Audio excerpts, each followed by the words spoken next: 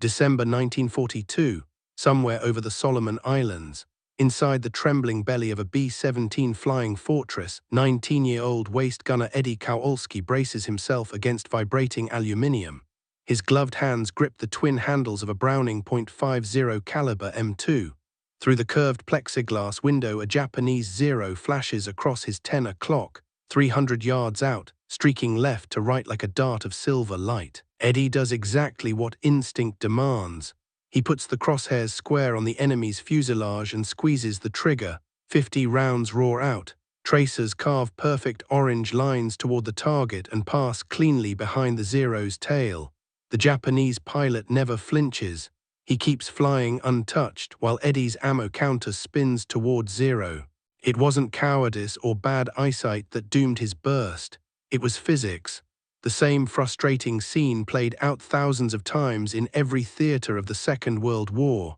American gunners, well-trained, well-armed, fearless, were missing almost everything. In early 1943, the Army Air Forces studied gun camera films from Europe and the Pacific. The results were shocking. Hit rates below 4% against crossing targets. 96 bullets out of every 100 vanished into thin air. A typical engagement lasted 10 seconds. The Browning M2 spat 13 rounds a second, roughly 130 rounds per fight. At 4% accuracy, maybe 5 bullets hit. 5 hits couldn't bring down a Zero or a rugged Focke-Wulf 190. Losses mounted. In 1943 alone, the 8th Air Force lost an average of 188 bombers each month. 10 men per bomber meant nearly 1,900 aircrew killed or captured every 30 days. Much of that death came because formations could not defend themselves. The tragedy was that the gunners were doing exactly what they were taught.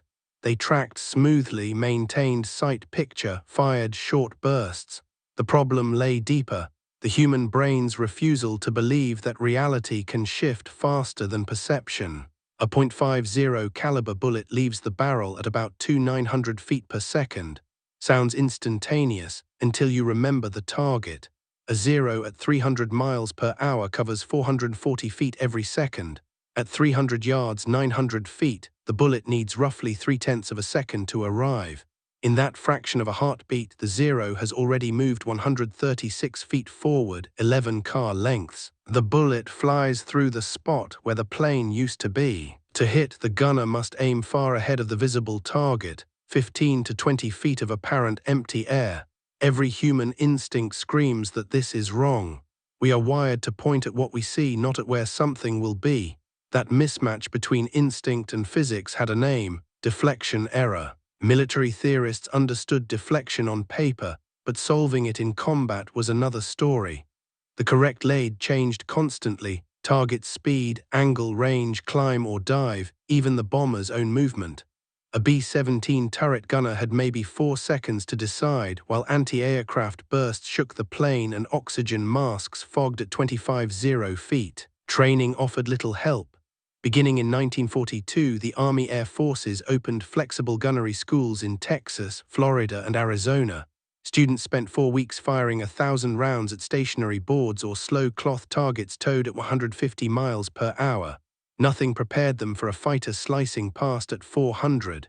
Graduates left confident, climbed aboard real bombers, and discovered that everything they had learned was useless. Film analysis revealed a cruel pattern. Gunners would laid correctly on the first burst, see tracers streak in front of the enemy, assume they had overled, and pull their aim backward. Each new burst crept closer to the visible airplane, exactly the wrong correction. Accuracy collapsed. The October 1943 Schweinfurt mission told the story in blood. Of 291 bombers dispatched, 60 never returned, a loss rate of 20%. Survivors limped home shot to pieces. During debriefs, the gunners said the same thing: they were firing but nothing hit. At that rate, the strategic bombing campaign itself would die before reaching Berlin. The answer had been hiding in a forgotten army filing cabinet since 1924. That year, Lieutenant Colonel James Puckle, an artillery officer with a mind for mathematics, had published The Problem of Lead in Aerial Gunnery. Serving in France during the First World War, He had seen the birth of air combat and predicted its coming crisis. His paper proved that once aircraft speeds exceeded 150 miles per hour, required deflection angles surpassed human intuition.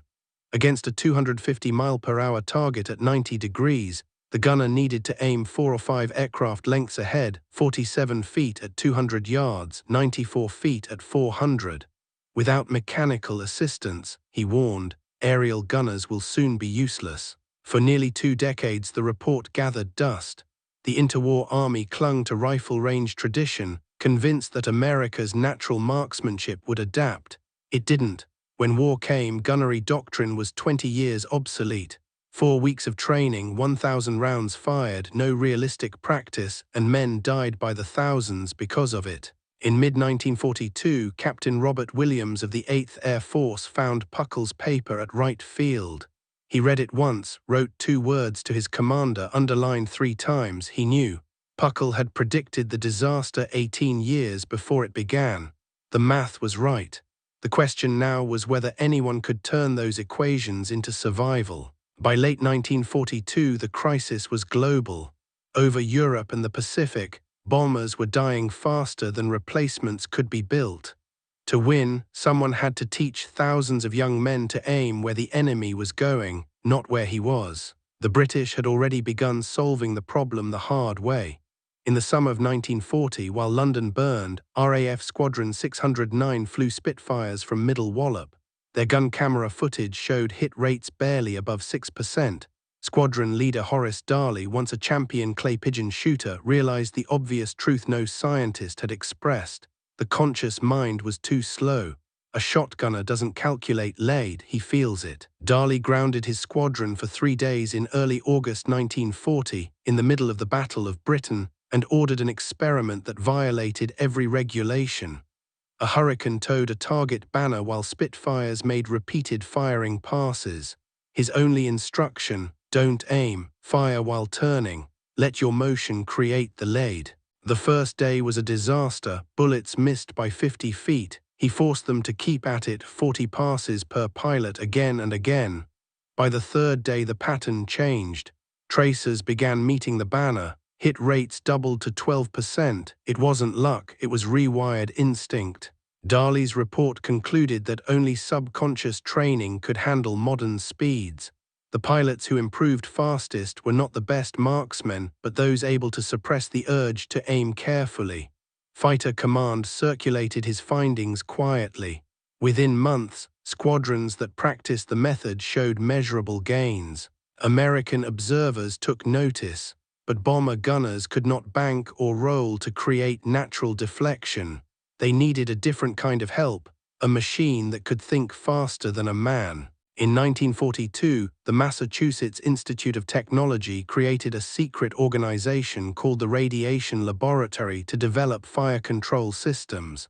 Its Division 7, under Dr. Charles Stark Draper, focused on solving the deflection equation mechanically. Draper understood that the problem was prediction. A sight had to display where the target would be, not where it appeared.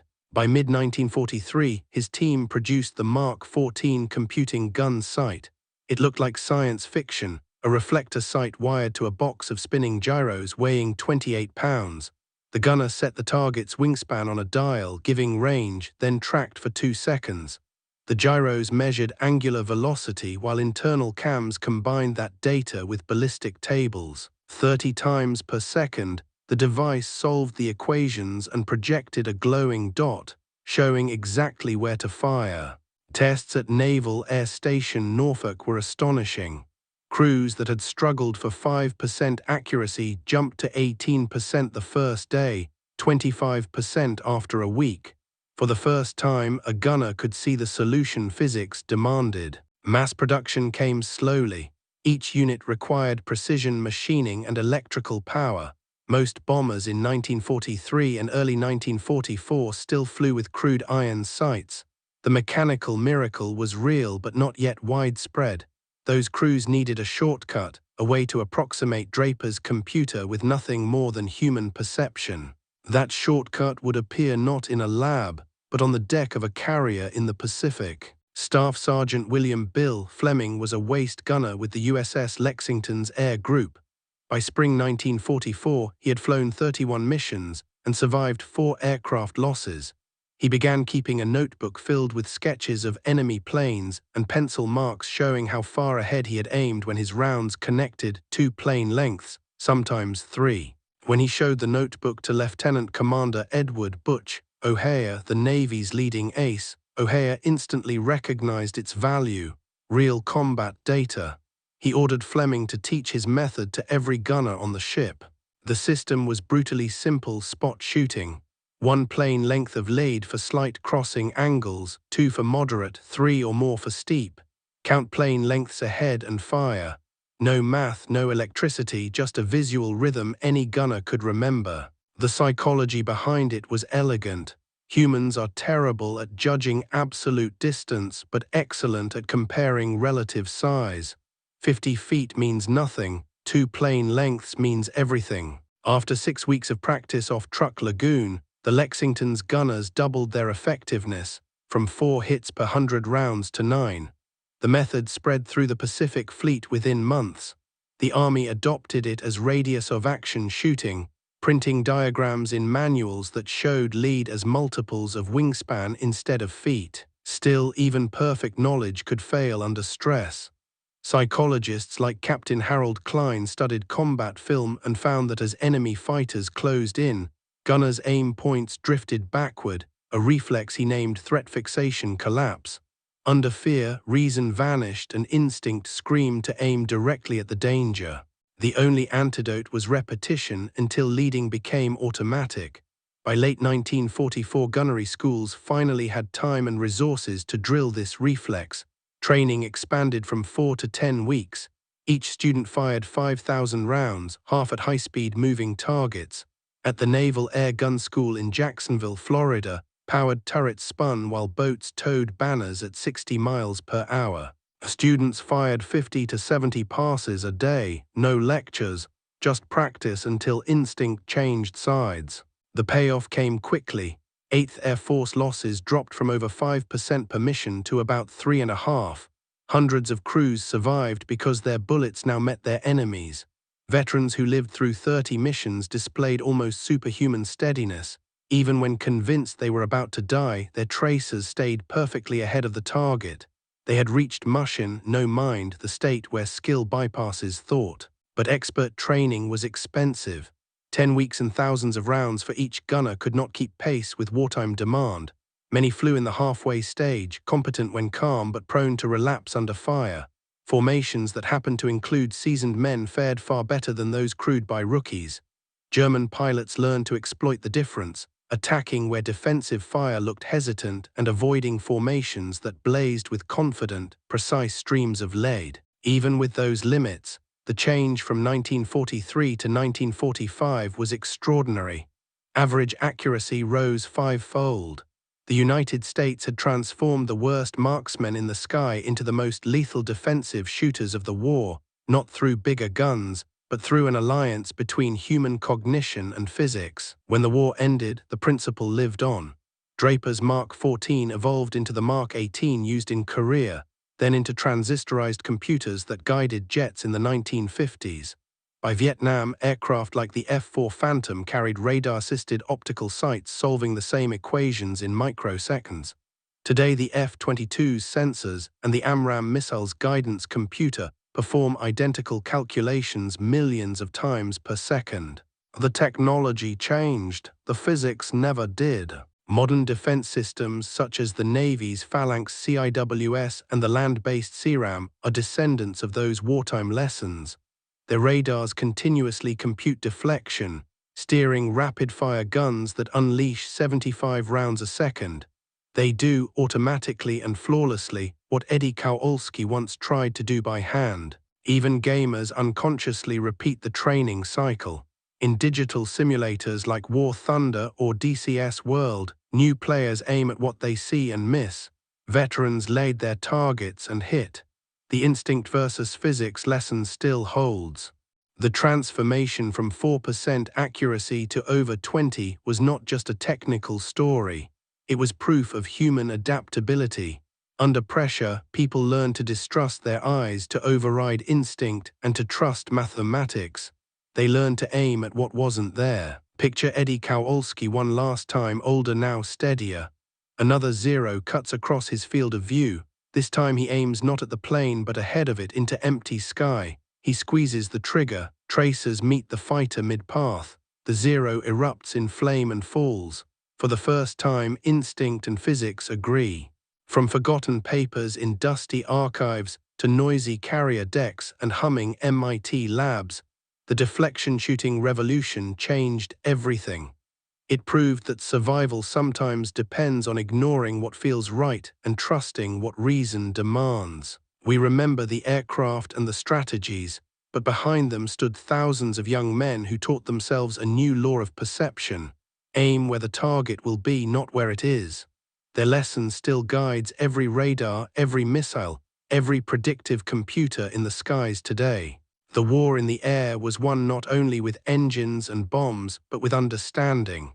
Because when those gunners finally learned to fire into nothing, to trust the invisible future over the visible present, they turned the impossible into victory.